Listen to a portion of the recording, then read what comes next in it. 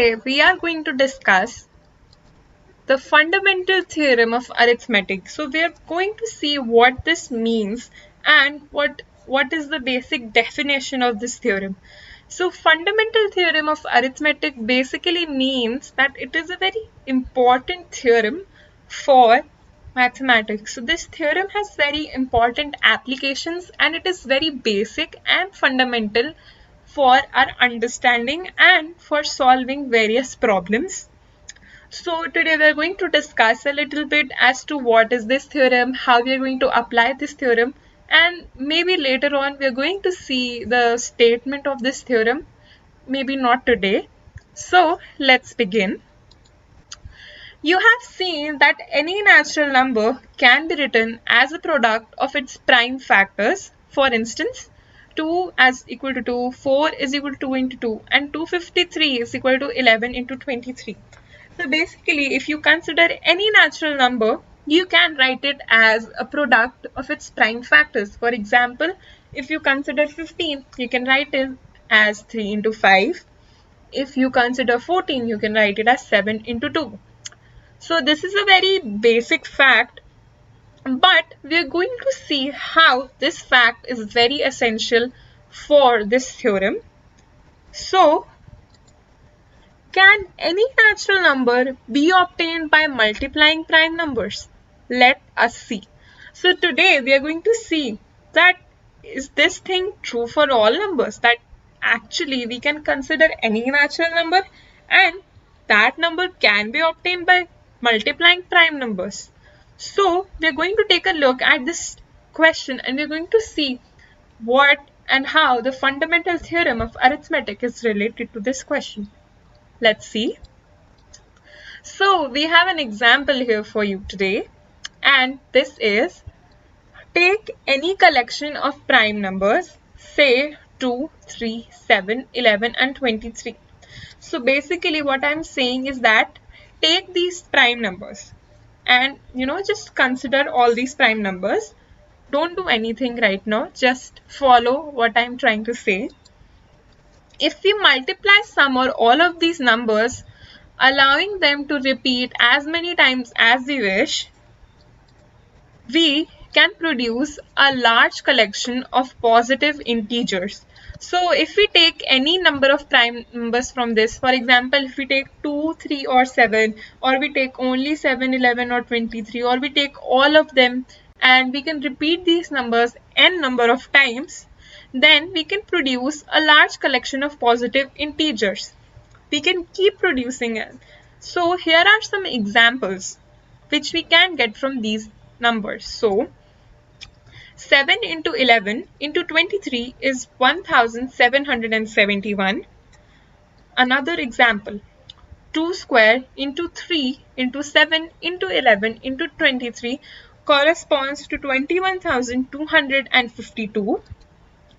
3 into 7 into 11 into 23 corresponds to 5,313. 2 into 3 into 7 into 11 into 23 corresponds to 10,626. 2 cube into 3 into 7 cube corresponds to 8,232. So you can see that we can make unlimited combinations out of these numbers, and from there we can get unlimited integers. So what am I trying to say here? Let's see what I am trying to say, and you're going to understand the relevance of this example in just a moment. So the question is, can we produce all the composite numbers this way? What do you think? Do you think that there may be a composite number which is not the product of powers of primes?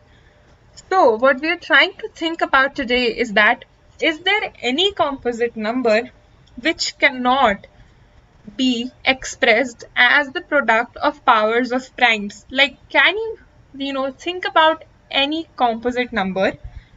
I hope you know what a composite number is. A composite number is which has one or more than one factors. So it has more than two factors. So for example, consider any composite number, 8, 10, 15, 20. So do you think that you can express this number as not a product of primes? So we are going to answer this question, and we are going to see how we are going to arrive at the fundamental theorem of arithmetic from here.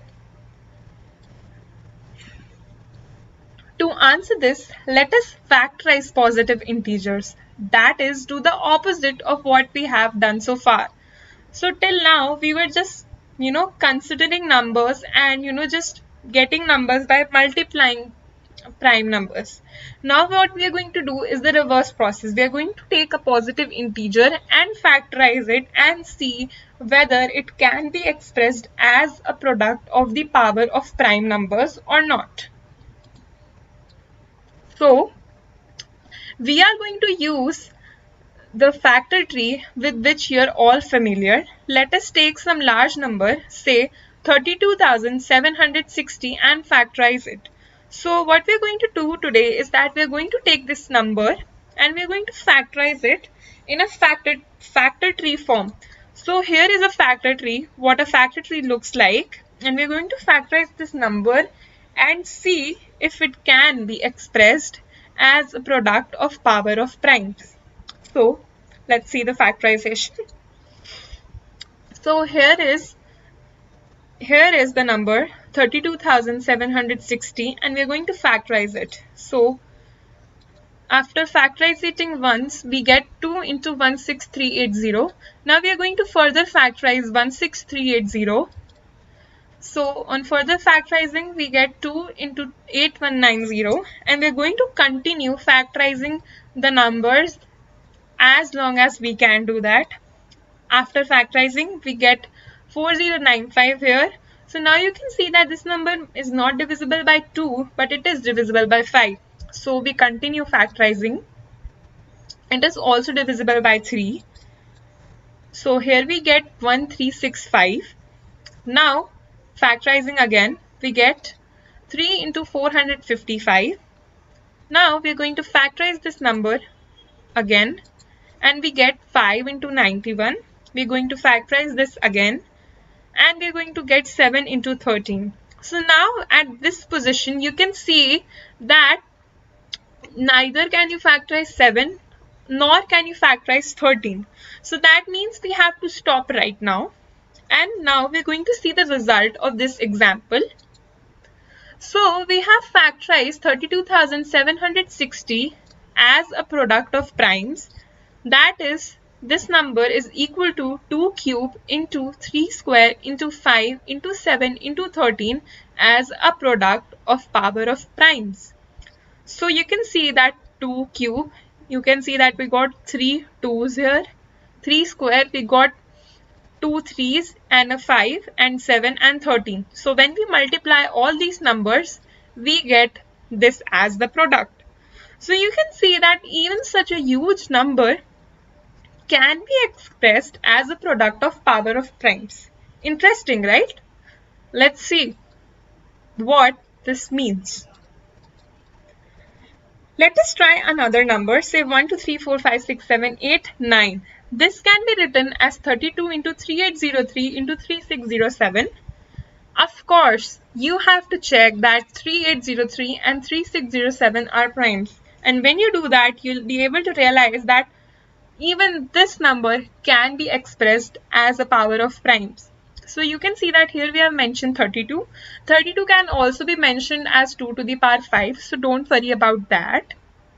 Now, try it out for several other natural numbers yourself. So if you are still not convinced that you can express all natural numbers as product of power of primes, you can go ahead and try it out for some numbers, and you'll be quite surprised that you can express all the numbers in this form.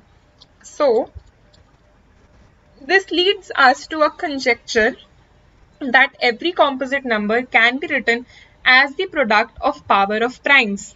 Quite interesting, right?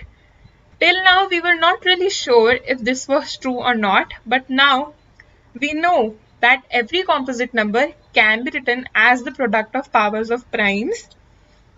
So now this is a very important thing which I am going to say here. This statement is true and is called the fundamental theorem of arithmetic. So what the fundamental theorem of arithmetic is, this is the true meaning of it. So the fundamental theorem of arithmetic basically implies that you can, express every composite number as a product of power of primes. So this was a basic introduction to the fundamental theorem of arithmetic, and I hope that you're now more familiar with it. So I hope that this video made it a little clear as to what the meaning of fundamental theorem of arithmetic is, and I hope that you had fun and you could factorize all the numbers. So I hope that you try it out and factorize more numbers and see for yourself. Thank you for watching.